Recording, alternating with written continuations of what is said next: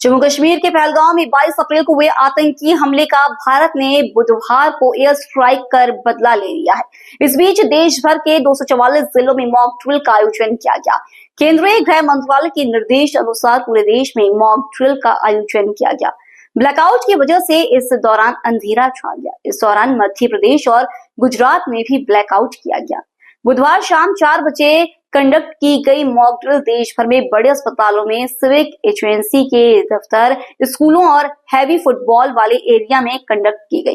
गाजियाबाद जिलों में सुबह 9 बजे से ही 10 स्कूलों में मॉक ड्रिल कराई गई, जिसके पश्चात रात्रि में गाजियाबाद सिविल डिफेंस के लोगों ने पूरे गाजियाबाद के 5 सोसाइटियों में ब्लैकआउट मॉक ड्रिल कराई।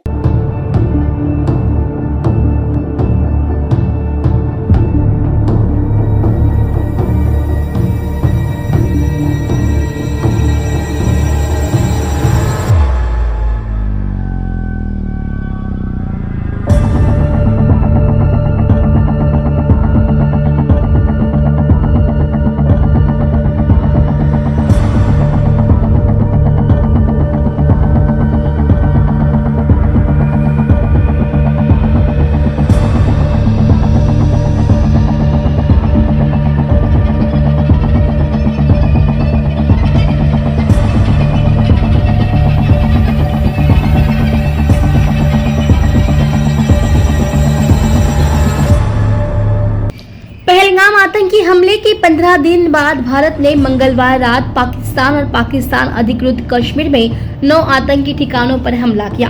देश के 25 राज्यों और केंद्र शासित प्रदेशों के 244 शहरों में 12 मिनट की ब्लैकआउट एक्सरसाइज की गई। गृह मंत्रालय ने इन शहरों को सिविल डिफेंस डिस्ट्रिक्ट्स के तौर पर लिस्ट किया गया। ये सामान्य प्रशासनिक जिलों से अलग है। इससे पहले इन 244 शहरों में युद्ध के दौरान बचाव के तरीकों को लेकर मॉक ड्रिल हुई। इसमें लोगों, कर्मचारियों और स्टूडेंट को आपात स्थिति में बचाव और लोगों को निकालने के तरीके समझाए। सिविल डिफेंस डिस्ट्रिक्ट्स को उनकी संवेदनशीलता के आधार पर 3 कैटेगरी में बांटा गया। कैटेगरी 1 सबसे संवेदनशील और कैटेगरी 3 कम सेंसिटिव है। गृह मंत्रालय ने 5 मई को सभी राज्यों को मॉक ड्रिल कराने के लिए आदेश जारी किए थे। गाजियाबाद की लैंडक्राफ्ट सोसाइटी में आम जनमानस को ब्लैकआउट मॉक ड्रिल का अभ्यास कराया, जिसमें नियम बताया गया कि ब्लैकआउट के समय हवाई हमले होने पर घरों की बत्तियां पूर्ण रूप से बंद कर दी जाए। अगर कुछ जरूरी काम हो तो मोमबत्ती का इस्तेमाल करें और खिड़कियों को पर्दे ठीक तरीके से लगा दें। घरों में महीने भर का राशन रख दें ताकि बाहर जाने की जरूरत ना पड़े।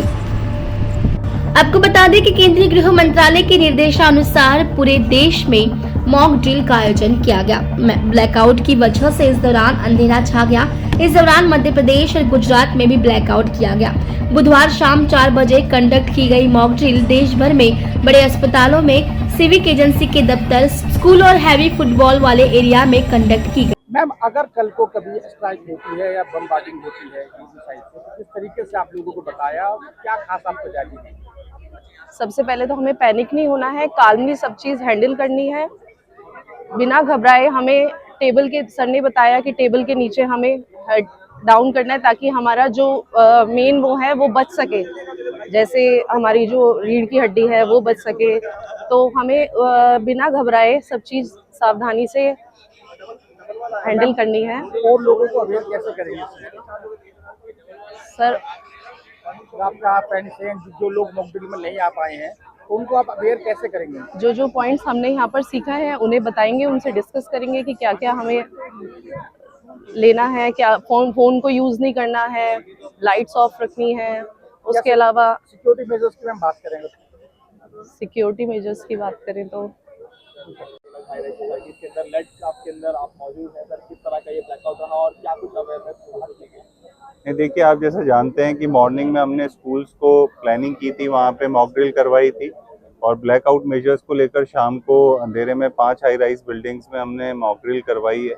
लोगों को बताया भी है कि इस टाइप की स्थिति उत्पन्न हो तो किस तरीके से उनको बिहेव करना है, कैसे रिएक्ट करना है और बाकी ब्लैकआउट किस तरीके से होना है। उस टाइम पे आप अपने कर्टेन्स बंद कर लें, अंदर इन्वर्टर या मोबाइल्स या कैंडल्स को ना जलाएं और सायरन्स को सुने, किस तरीके से सायरन बजेगा, वार्निंग साइंस किस तरीके से होंगे और जब ख़त्म हो जाएगी एक तरीके से डेंजर तो किस तरीके का सायरन बजेगा। तो सभी लोगों ने बहुत अच्छे उसमें मात्रा में पार्टिसिपेशन किया है। सभी लोगों ने बहुत सिंसियरली उसको सुना भी है और मुझे पूरी उम्मीद है कि लोग इसको इनकलकेट भी करेंगे। कुछ रेस्क्यू ड्रिल भी की गई है और इसी तरीके से हमने बोला गया है कि आगे भी सभी RWS से टाई अप करके हर RWO से कुछ रिसोर्स पर्सन डेवलप किए जाएं जो सिविल डिफेंस डेवलप करें और वो इंटर्न जाके हर RWO में इसकी ट्रेनिंग भी करवाएं। Thank you.